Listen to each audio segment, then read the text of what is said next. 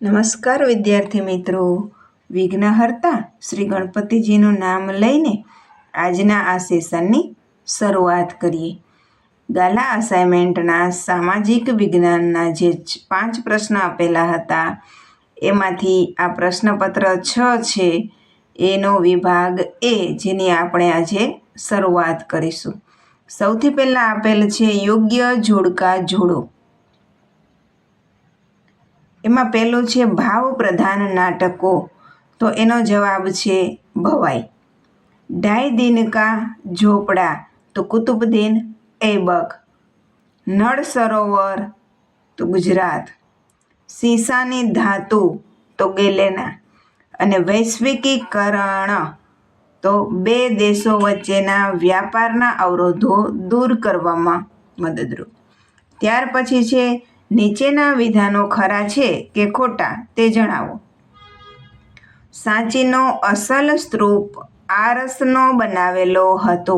આ વિધાન ખોટું છે, કારણ કે સાંચીનો અસલ સ્તૂપ એ ઈંટોનો બનાવેલો હતો. 7મું છે વેદનો અર્થ વિજ્ઞાન થાય છે.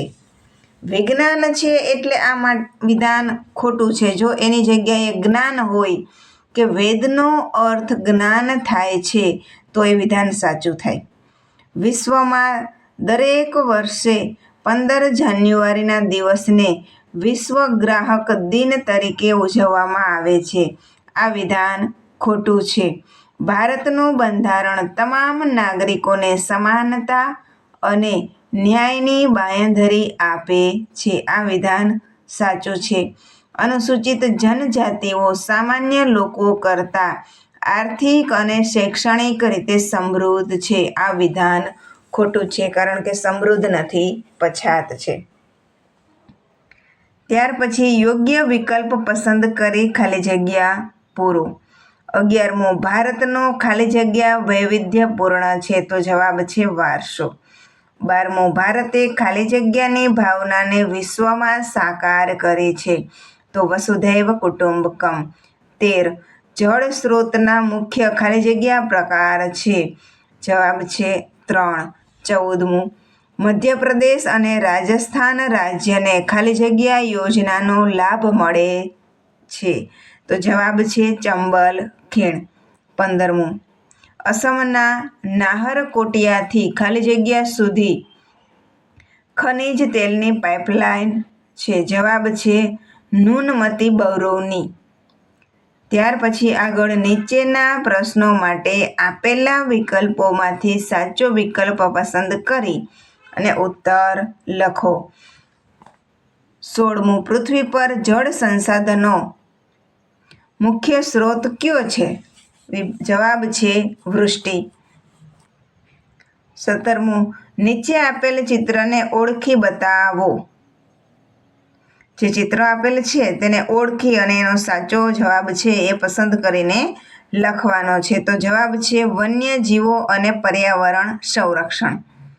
ત્યાર પછી 18મું નીચેની બહુહેતુક યોજનાઓને તેના લાભાન્વિત રાજ્ય સાથે જોડી યોગ્ય ક્રમ પસંદ કરો. જો અહીંયા ઉત્તર પણ આપેલા છે, એમાંથી સાચો ઉત્તર કયો છે એ પસંદ કરવાનો છે, અને જેનો જવાબ છે બી, એટલે કે ભાખડા નાગલ તો પંજાબ, કોસી તો બિહાર, નાગાર્જુન સાગર તો આંધ્રપ્રદેશ અને નર્મદા તો ગુજરાત. 19મું નીચે દર્શાવેલ વિભાગોમાંથી કયા વિભાગનો પ્રાથમિક ક્ષેત્રમાં સમાવેશ થાય છે? તો જવાબ છે પશુપાલન. ત્યાર પછી 20 ચીજવસ્તુઓ કે સેવાના વિનિમય દ્વારા આવક પ્રાપ્ત કરવાની અને ખર્ચ કરવાની પ્રવૃત્તિને કેવી પ્રવૃત્તિ કહે છે? જેનો જવાબ છે આર્થિક પ્રવૃત્તિ. ત્યાર પછી નીચેના પ્રશ્નોના 1-2 વાક્યમાં ઉત્તર લખો.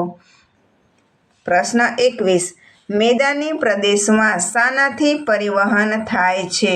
ઉત્તર છે કે મેદાની પ્રદેશમાં રેલમાર્ગ દ્વારા પરિવહન થાય છે. 22મો પ્રશ્ન ભારતમાં કયા પ્રકારના જળમાર્ગો છે? તો એનો જવાબ છે કે ભારતમાં 2 પ્રકારના જળમાર્ગ છે. પહેલું આંતરિક જળમાર્ગ અને બીજું સમુદ્રી જળમાર્ગ. 23મો પ્રશ્ન, કઈ આર્થિક પદ્ધતિમાં આર્થિક નિર્ણયોની પ્રક્રિયામાં આર્થિક આયોજનને મુખ્ય સ્થાન આપવામાં આવે છે? ઉત્તર છે મિશ્ર અર્થતંત્રમાં. અને 24મું, બજાર પદ્ધતિની નિષ્ફળતામાંથી કઈ પદ્ધતિનો ઉદ્ભવ થયો? તો બજાર પદ્ધતિની નિષ્ફળતામાંથી સમાજવાદી પદ્ધતિનો ઉદ્ભવ થયો. વિદ્યાર્થી મિત્રો, વિભાગ એ છે એ ખૂબ જ મહત્વનો છે, જે તમને રોકડા માર્ક અપાવે એમ છે.